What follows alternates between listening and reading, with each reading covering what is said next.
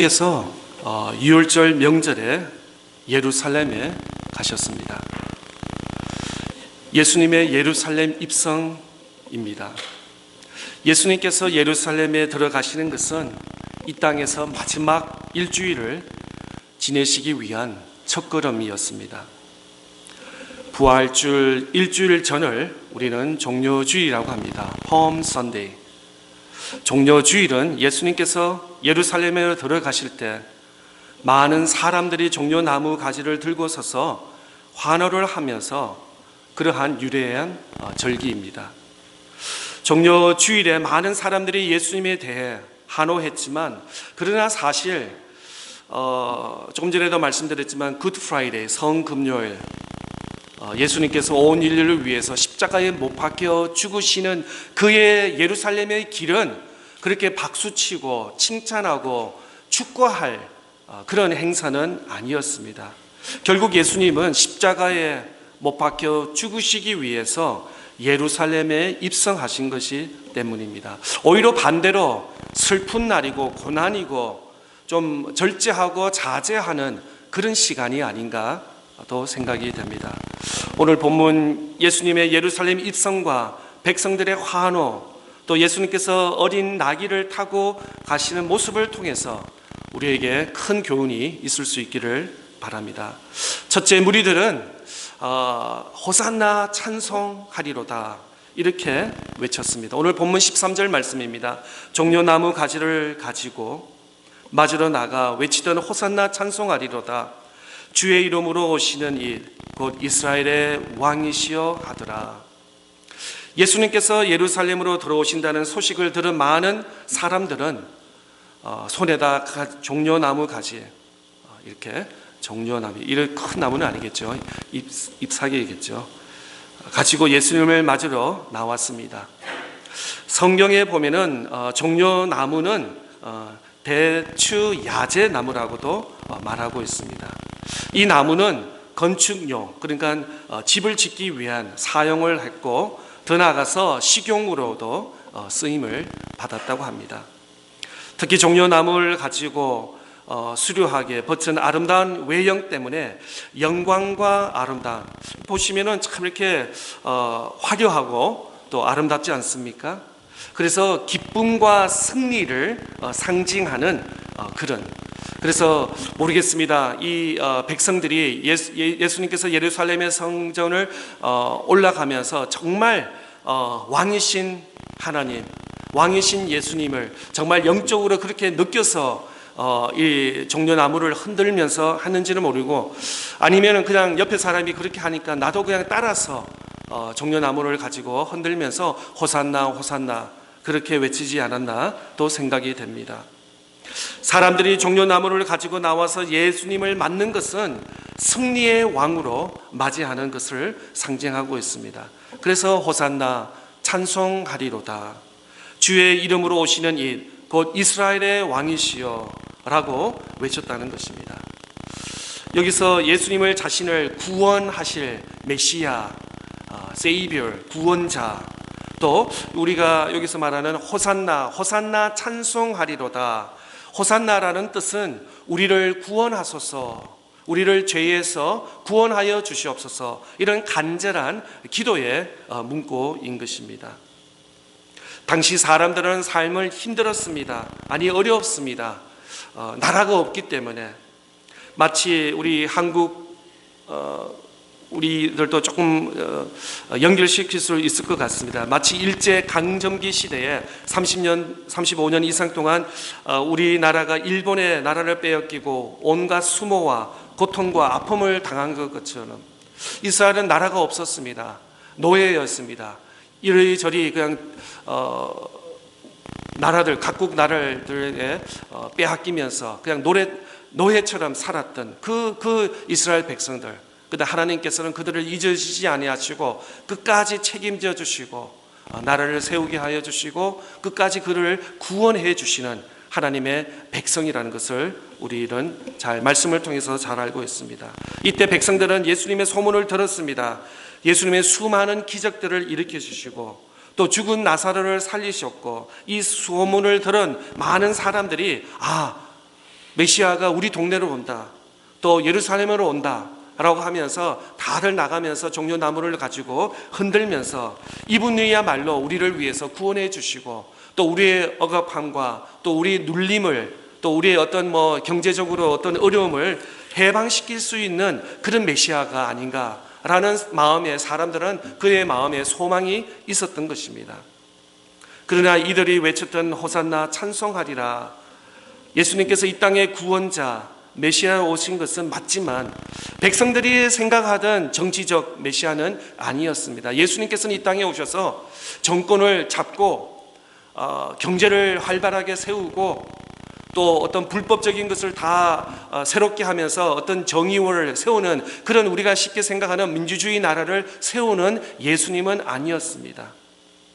오히려 예수님께서 이 땅에 오신 이유는 바로 하나님 나라를 선포하기 위해 또 온 인류의 인간들을 사람들을 죄에서 구원하기 위해서 예수님은 구세주로 메시아로 호산나로 이 땅에 오신 것입니다.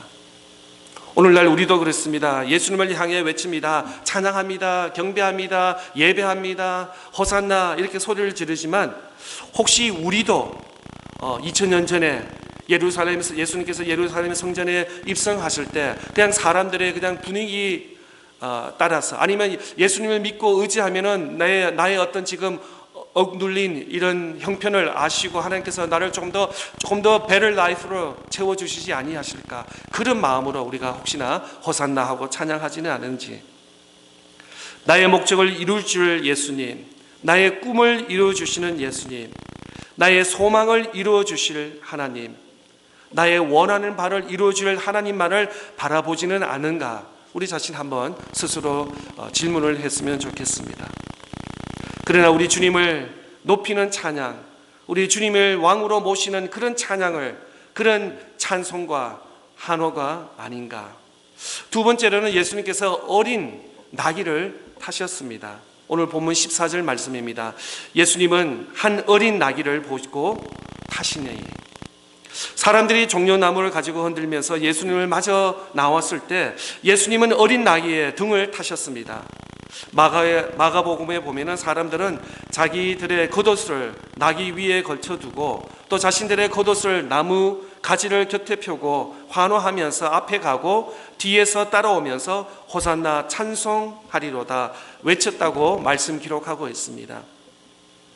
예수님은 어린 나귀를 타셨습니다. 왕이 전쟁에서 승리하고 성에 돌아올 때는 보통 홀스를 타고 옵니다. 말을 타고 입성을 하면은 어떤 승리의 상징이 있는 것입니다. 그런데 예수님은 오히려 반대로 어린 새끼 당나귀 나귀를 타신 것입니다. 그러나 예수님은 초라하기 그지없는 어린 나귀를 타고 입성하셨지만 구약의 스가랴 9장 9절의 말씀처럼 시온 딸아 두려워 말라, 보라 너의 왕이 나귀 새끼를 타고 오신다. 이 예언의 말씀대로 왕으로 오셨지만 나귀 새끼를 타고 내려오셨습니다. 이런 예수님께서 이 땅에 오셨지만 구원자로 오셨지만 당시 무리들이 바랬던 것처럼 오시지는 않았다는 것입니다. 그 목적을 이루기 위해 오신 것이 아니라는 것입니다. 예수님은 겸손한 마음으로, 아니 예수님께서는 모르겠어요, 베들레헴에 태어나는 것이 아니라 5스타 호텔에서 태어나고 모든 조명과 스팟라이트를 받는 그런 탄생도 아니었습니다. 또 예수님은 예루살렘에 입성해 하면서 백마를 타면서 예루살렘의 성전을 입성하신 것도 아니고 어린 새끼 나귀를 타시고 오신, 정말 예수님은 태어날 때부터 돌아가시기 십자가에 못 박혀 죽으실 그까지 섬김과 겸손을 예수님께서는 그냥 사서 그렇게 하신 것을 바라보게 되는 것입니다. 예수님이 나귀 새끼를 타신 것은 겸손한 왕이심을 나타내신 것입니다. 겸손이라는 히브리 단어는 아니라는 뜻입니다. 아니. 히브리 말로 아니, 겸손. 이 뜻은 공고하다, 초라하다라는 그런 의미를 가지고 있습니다. 예수님이 어린 나귀 새끼를 타신 것은 그의 겸손함에서 나온 것이고 왕으로서의 공고한 그것임을 가난해서 초라하셨다는 것입니다. 그는 스스로 종의 자리를 낮추시기까지 겸손하셨던 예수님이었습니다. 그는 우리를 위해서 가난해지시기도 하시고 겸손하셨고, 또 그는 원수의 무리를 위해서 간구하시기까지 그는 겸손하셨습니다. 이것이 예수님의 방법이었습니다. 이는 우리 신앙에도 그대로 이어지고 있습니다. 우리가 예수님을 믿고 살아가는 삶은 예수님께서 십자가에 지신 것처럼 그렇게 역시 십자가를 잘 지고 말씀해 주고 있습니다. 예수님을 믿었다고 해서 어깨에 힘을 주고 목소리를 높이고 그냥 나 이렇게 잘하고 있다라는 것이 아니라, 예수님께서 태어나실 때부터 십자가에 못 박히시기까지 겸손하신 것처럼 우리가 진정 예수 그리스도를 하나님으로 믿고 나의 구주주 메시아를 믿는다면 겸손해야 될 줄 믿습니다. 예수님이 나귀 새끼를 타신 것은 평화의 왕이심을 나타내신 것입니다. 예수님은 그들이 생각했던 것처럼 원수를 무찌르고 칼을 가지고 입성하는 분이 아니고 오히려 평화. 그래서 예수님께서 부활하시고 나서 제자들에게 나타나면서 Peace be with you, 나에게 평화를 너에게 허락하노라, 평화로 나타났습니다. 아니, 예수님께서 내가 십자가에 너희를 위해서 십자가에 못 박혀 죽었는데 너희들 어디 있었어? 숨어 있었어? 왜 나한테 아는 척 하지 않았어? 이렇게 따지는 예수님이 아니었습니다. 오히려 두려움과 걱정, 염려가 가득 찬 제자들에게 평화를 예수님께서 먼저 말씀하신 것입니다. 우리가 누가복음 2장 14절 말씀에 보면은 지극히 높은 곳에서는 하나님께 영광이요 땅에서는 하나님이 기뻐하시는 사람들 중에 평화로다 하니라. 이사야서 말씀에는 또 이사야서 53장 5절 말씀입니다. 그가 찔림은 우리의 혐을 때문이요 그가 상함은 우리의 죄악 때문이다. 그가 징계를 받음으로 우리는 평화를 누리고 그가 채찍에 맞음으로 우리는 나음을 받았도다. 예수님께서 대신해서 징계를 받으셨습니다. 고통을 받았습니다. 아니, 예수님은 이 땅에 오셔서 아무 채찍과 고통을 받을 만한 행위와 말을 한 적이 없습니다. 예수님께서 오신 이 이유는 바로 하나님의 뜻을 이루기 위해서, 온 인류를 위해서 십자가에 못 박혀 죽으시고 온 인류를 구원하기 위해서 예수님께서는 이렇게 채찍질을 또 고난을 당하신 우리 주 예수님이신 것입니다. 세 번째로, 바리새인들은 온 세상의 그를 따르는도다 라고 말씀했습니다. 19절 말씀입니다. 바리새인들이 서로 말하되 볼지어다 너희 하는 일이 쓸데없다. 보라, 온 세상이 그를 따르는도다 하니라. 예수님께서 나사로로 무덤에서 불러내어 다시 살게 함과 같이 사람들은 예수님에 대해서 증거하였습니다.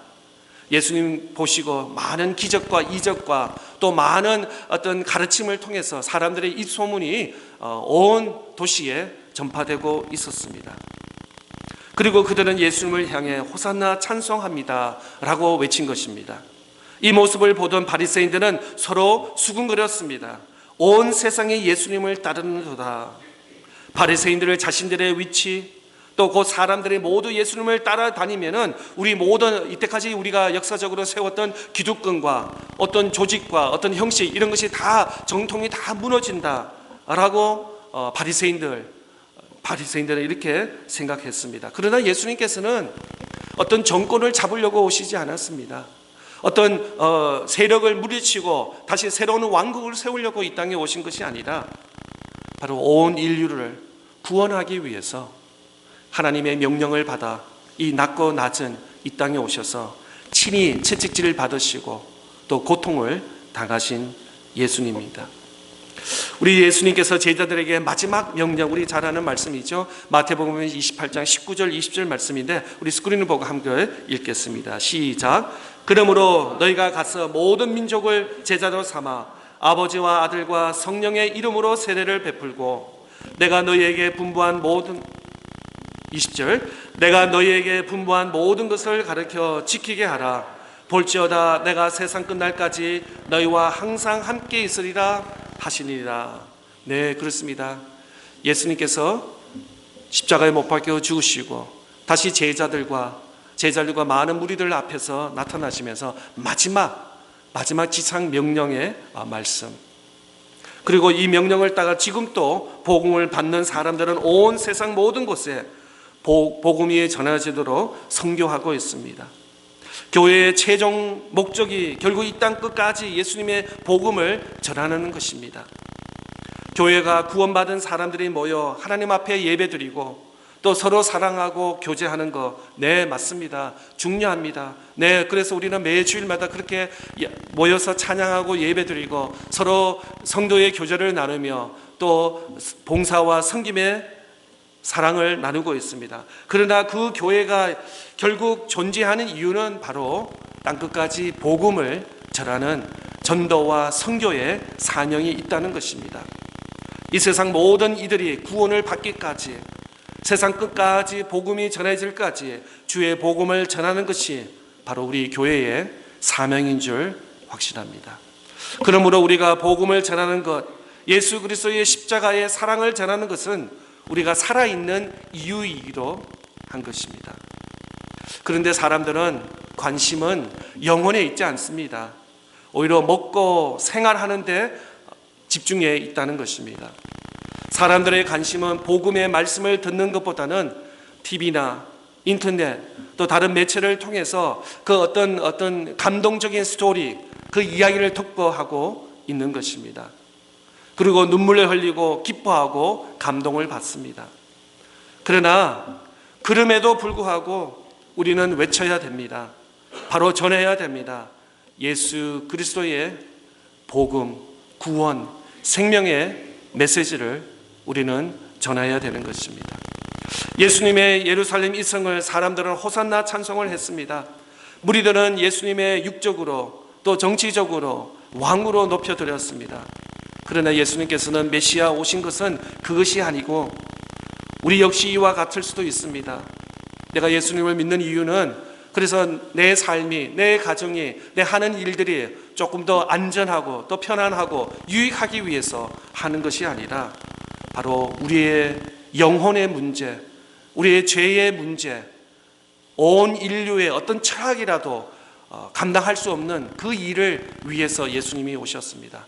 우리가 예수님을 바라보면서 호산나다고 외치는 그 이유가 바로 온 인류 죄를 위해서, 구원을 하기 위해서, 또 천국의 하늘나라의 소망을 위해서 우리가 부르짖는 줄 믿습니다. 예수님은 나귀를 타고 오셨습니다. 겸손의 모습으로 오셨습니다. 평화를 이루기 위해 오셨습니다. 우리 역시 겸손과 평화를 전하는 이들이 되어야겠습니다. 내 입술을 통해서, 내 삶을 통해서, 매일 하루하루의 삶을 통해서 예수 그리스도가 보여주신 것처럼 겸손과 평화의 삶을 살 수 있는 저와 여러분 다 될 수 있기를 바랍니다.